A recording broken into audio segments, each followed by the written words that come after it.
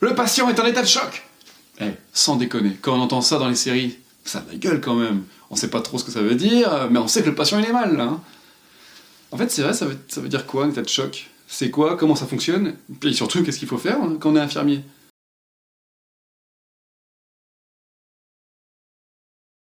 Avant de parler du choc en lui-même, ou des chocs, parce qu'en fait il y en a plusieurs, on va faire un petit rappel sur une évidence.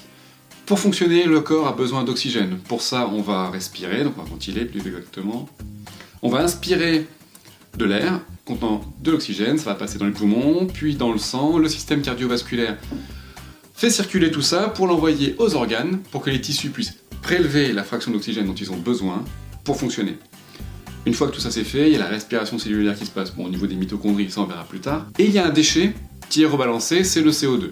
Le CO2 qui va prendre finalement le chemin inverse, il va partir par le système cardiovasculaire, les poumons, pour être expédié à l'extérieur. Mais tout ça, ça fait quand même pas mal d'étapes. Et autant d'étapes où il peut y avoir des ratés. Et à chaque raté, ce sont les organes au bout qui vont souffrir du manque d'oxygène.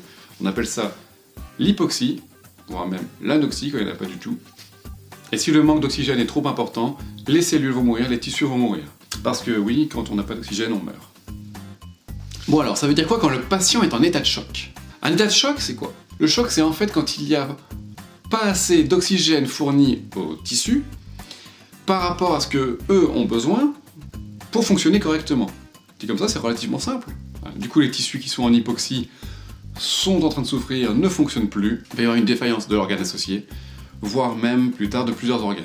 Alors il y a plusieurs types de chocs différents, mais dans les grandes lignes, les étapes sont à peu près les mêmes.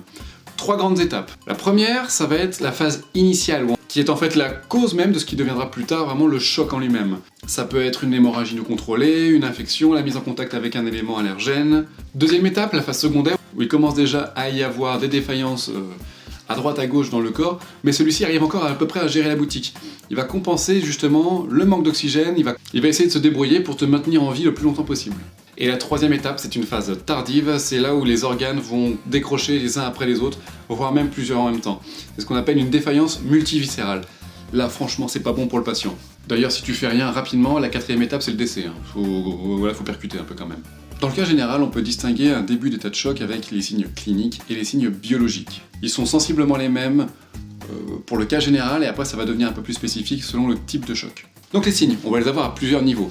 On va les avoir au niveau respiratoire par exemple, forcément, le corps va essayer de compenser le manque d'oxygène à l'intérieur en respirant plus vite. Donc on va avoir une tachypnée, une polypnée, avec éventuellement les signes de détresse respiratoire plus classiques.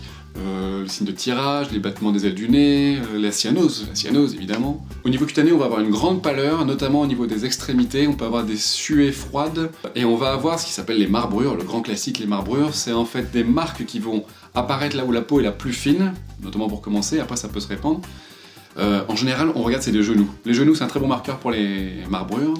Qu'est-ce qui se passe? En fait, le corps, pour essayer de garder un maximum d'oxygène pour survivre, va pomper le sang des extrémités, qui ne sont pas indispensables pour la survie, pour ramener le sang riche en oxygène, en tout cas ramener le plus d'oxygène possible, au niveau des organes nobles, le cœur, le cerveau. Cette pâleur et ces marbrures, c'est en fait dû à l'hypoperfusion périphérique, donc hypoperfusion, c'est-à-dire qu'il y a moins de sang qui va aller en périphérie, et ça c'est dû à une vasoconstriction périphérique. Un autre signe clinique, ça va être au niveau nerveux, on va commencer à avoir un patient qui va être confus, qui éventuellement va partir dans les vapes.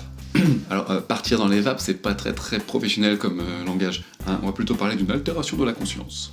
Au niveau du pouls, quand on va faire une prise manuelle, on va avoir un pouls qui ne sera pas bien frappé, qui va être filant, voire même parfois absent. Bon alors un pouls filant, qu'est-ce que c'est? J'ai pas de meilleur exemple, on va essayer de comprendre ça à deux. Quand tu vas chercher ton pouls périphérique, tu vas sentir normalement, chez toi ou chez une personne en bonne santé, tu vas le sentir, ça va te donner quelque chose comme ça.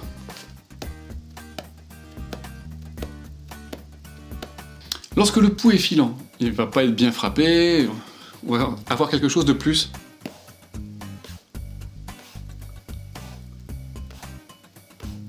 Tu vois, c'est beaucoup plus léger, c'est beaucoup plus... filant quoi en fait. Je suis désolé, j'ai pas de meilleur exemple pour l'instant, mais quand tu seras en situation, tu vas percuter tout de suite de ce que c'est.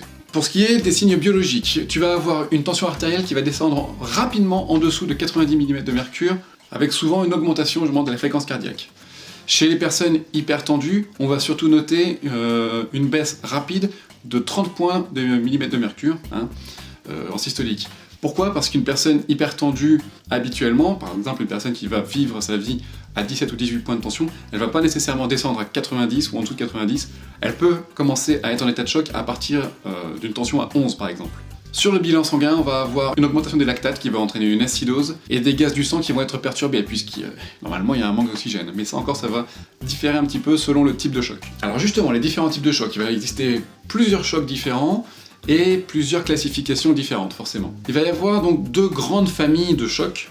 Les chocs distributifs où en fait là, c'est les tissus qui n'arrivent pas à prélever l'oxygène qui est dans le sang, et donc qui n'arrivent pas à respirer avec, quoi, tout simplement. Donc on va retrouver ça dans le choc septique, dans le choc anaphylactique. Le deuxième type de choc, c'est en fait le choc quantitatif, c'est là où le système cardiovasculaire, lui, n'arrive pas à faire son boulot. Il n'arrive pas à envoyer suffisamment de sang au tissu, donc pas assez de sang, pas assez d'oxygène. Là, ce sera plutôt le cas des chocs cardiogéniques, hypovolémiques et obstructifs. C'est bon, t'es toujours là?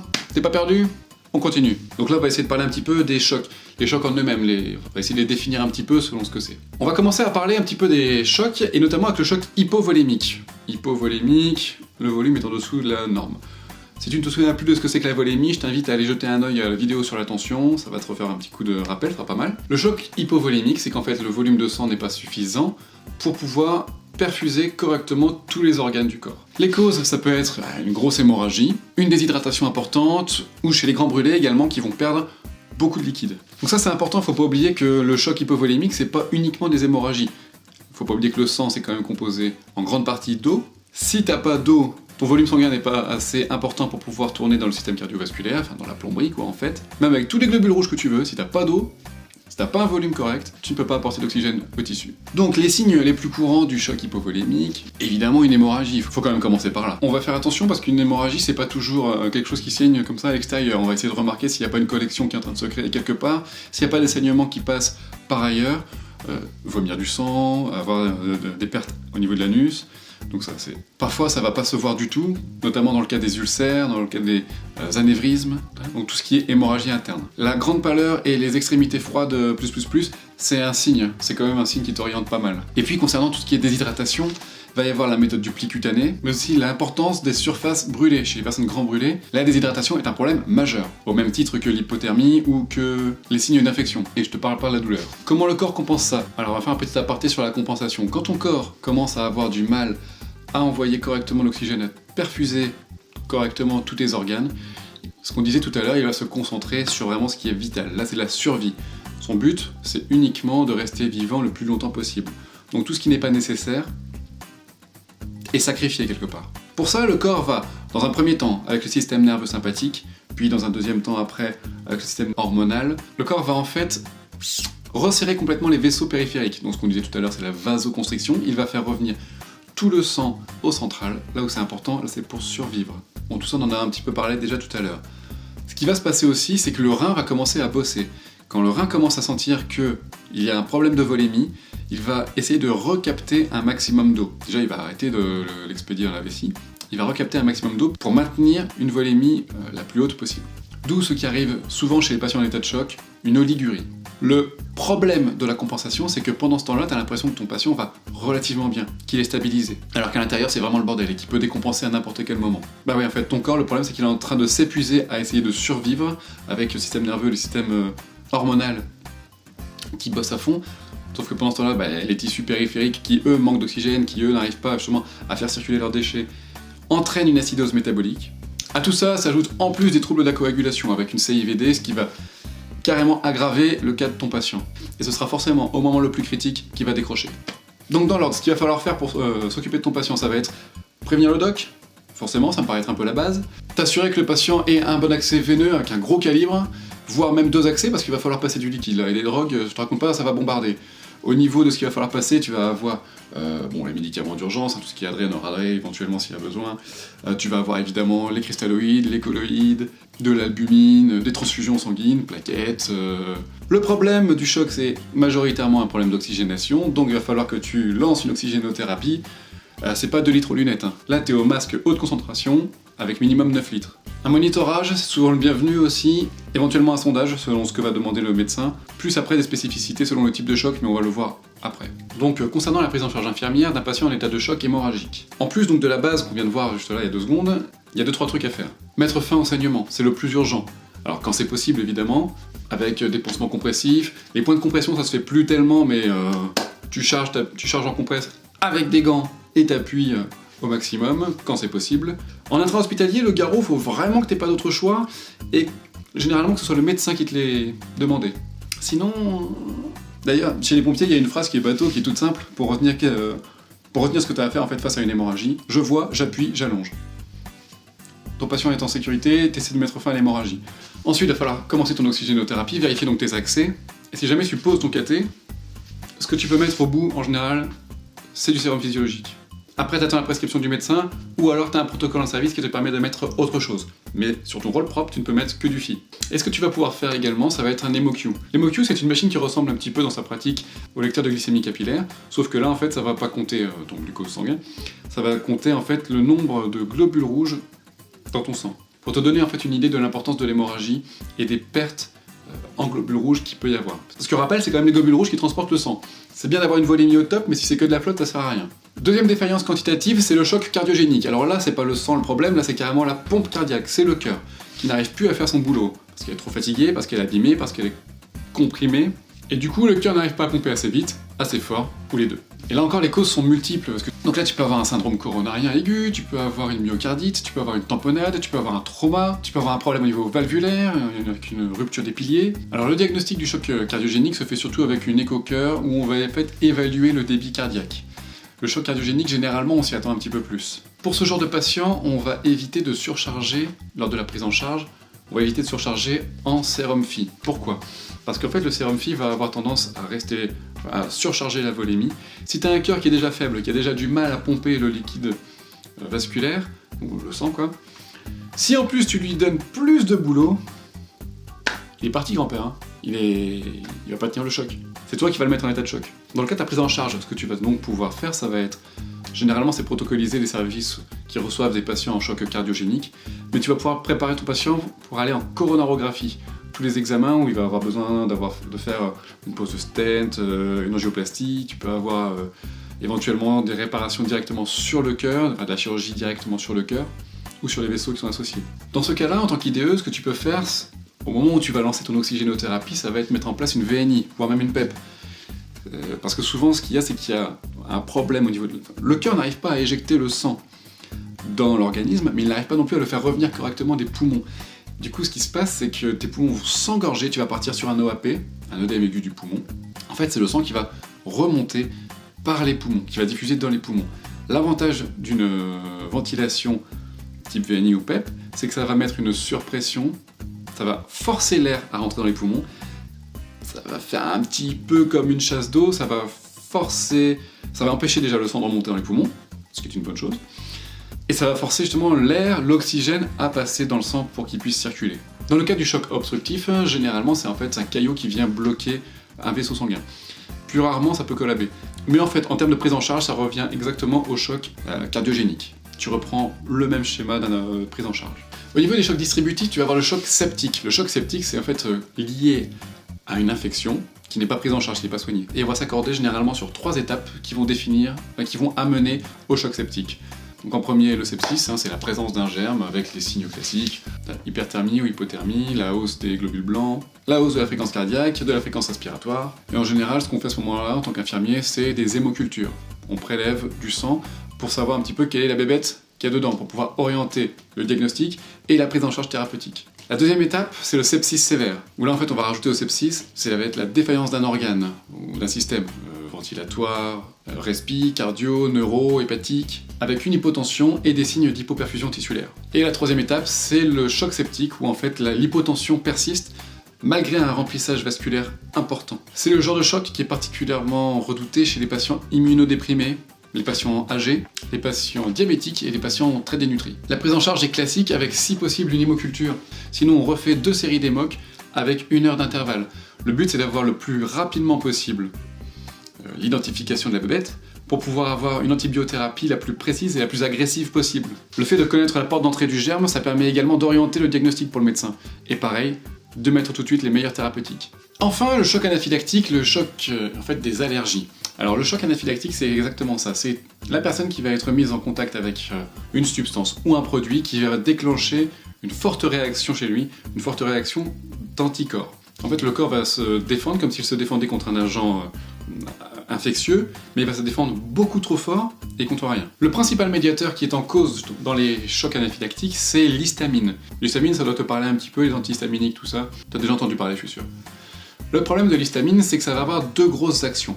La première, c'est que ça va être un vasodilatateur puissant au niveau cutané. Ça va entraîner des œdèmes et du prurite. Moins bien, ça va provoquer également la vasoconstriction coronaire, c'est-à-dire les artères qui irriguent le cœur vont se resserrer, et un bronchospasme, donc là ce sont les muscles autour des bronches qui vont eux aussi se resserrer. Et à ça on peut rajouter un œdème muqueux, c'est-à-dire que ça va commencer à balancer aussi du liquide dans les poumons. Un des autres effets des récepteurs de l'histamine, ça va être de faire baisser la force et la vitesse de contraction des battements cardiaques. En général, les causes d'une allergie qui entraîne un choc anaphylactique, ça va être tout ce qui va être certains médicaments, les antibiotiques, le curare, certains AINS, mais aussi évidemment le grand connu, le latex, et pour certaines personnes, les piqûres d'insectes. Un des gros problèmes du choc anaphylactique, ça va être l'apparition d'œdèmes massifs, dont le fameux œdème de Quincke. Quincke ? Le problème de l'œdème de Quincke, c'est que s'il est vraiment situé au niveau pharyngé ou laryngé, enfin du larynx ou du pharynx, notamment au niveau du larynx, s'il gonfle et qu'il appuie trop fort, il va complètement fermer la voie d'accès, la colonne d'air en fait, si tu veux, et ton patient va s'étouffer. L'un des autres problèmes des œdèmes massifs, c'est qu'en fait tu fais sortir énormément de liquide du compartiment intravasculaire. Tu réduis de manière rapide et importante ta volémie. Oui, du coup, vu que le liquide part justement pour créer des œdèmes. Et du coup, ton système cardiovasculaire se retrouve incapable de continuer à envoyer de l'oxygène efficacement. Tu es en hypovolémie. Mais c'est pas tout, parce que le choc anaphylactique entraîne également une vasoplégie importante. Alors vasoplégie, c'est en gros les vaisseaux qui deviennent tout mous, la tension donc qui s'effondre, et tout ça, ça empêche même si le cœur battait efficacement, le fait de travailler dans quelque chose de mou, il pédale dans la semoule, le retour veineux n'est pas suffisamment efficace, il n'arrive pas à envoyer correctement l'oxygène, ça circule plus correctement, tu passes en hypoperfusion tissulaire de manière très importante. Au niveau respiratoire, tu vas avoir un tableau parfois classique avec juste le nez qui coule, les yeux qui pleurent, mais tu peux aussi avoir quelque chose de plus grave, ça va être vraiment tous les signes d'une obstruction bronchique, avec des grosses difficultés à respirer, même si tu fais le mouvement, mais t'arrives pas, tes muscles au niveau bronchique sont tellement serrés qu'ils ne laissent plus passer, en fait, ils écrasent complètement tes bronches. Du coup, l'air ne peut pas passer, ni entrer correctement, ni sortir correctement. Et du coup, les échanges gazeux, l'échange d'oxygène au niveau du sang ne se fait pas. Pareil, tu es en train d'étouffer. Donc tu vas avoir tous les signes associés de détresse respiratoire, et on va avoir souvent ce qui s'appelle aussi le wheezing. Le wheezing, c'est comme un sifflement que tu vas entendre uniquement à l'expiration. Et c'est dû justement au fait que les bronches sont complètement contractées. Dans le cas des réactions allergiques alimentaires, tu peux avoir des nausées, mais surtout des vomissements et des diarrhées massives, avec parfois du sang dedans. Pareil, tu vas perdre énormément de liquide par ces voies, ça peut demander une intervention chirurgicale. Concernant la prise en charge, il va falloir s'assurer qu'il n'y ait rien qui bloque les voies aériennes. Plus ça va gonfler, plus ton œdème va gonfler, notamment l'œdème de Quincke, plus il va écraser ce qu'on disait tout à l'heure, le larynx, va t'empêcher de respirer, on va empêcher ton patient de respirer. Souvent, les patients en choc anaphylactique sont intubés, justement pour assurer, comme la canule est suffisamment rigide, elle va pas se faire écraser par l'œdème, ça va permettre le passage de l'oxygène. Voilà, donc on va s'arrêter là pour aujourd'hui. Je sais que la classification des chocs n'est pas systématiquement la même partout. Moi j'ai choisi de la présenter comme ça parce que c'est celle qu'on retrouve le plus souvent dans la littérature infirmière. Dans la littérature médicale, je ne sais pas pourquoi c'est pas représenté de la même manière. Je sais qu'il y a encore énormément de choses à raconter sur les chocs. Là, j'ai voulu me concentrer sur une fiche mémo, donc sur ce qu'étaient les chocs, comment ça fonctionnait, et qu'est-ce que tu dois faire. Tu sais ce que tu dois faire, la première chose, c'est rester calme. Tu dois rester calme dans ta tête pour pouvoir procéder étape par étape, prendre soin de ton patient et pas t'emmêler les pinceaux. Comme d'habitude, si tu pouvais faire tourner la vidéo, la partager, ça serait génial, ça permettrait de la faire vivre un petit peu. N'hésite pas à compléter un petit peu ce que j'ai pu dire. Tu laisses un commentaire, on en discute, et on se retrouve rapidement pour une prochaine fiche mémo. Ciao!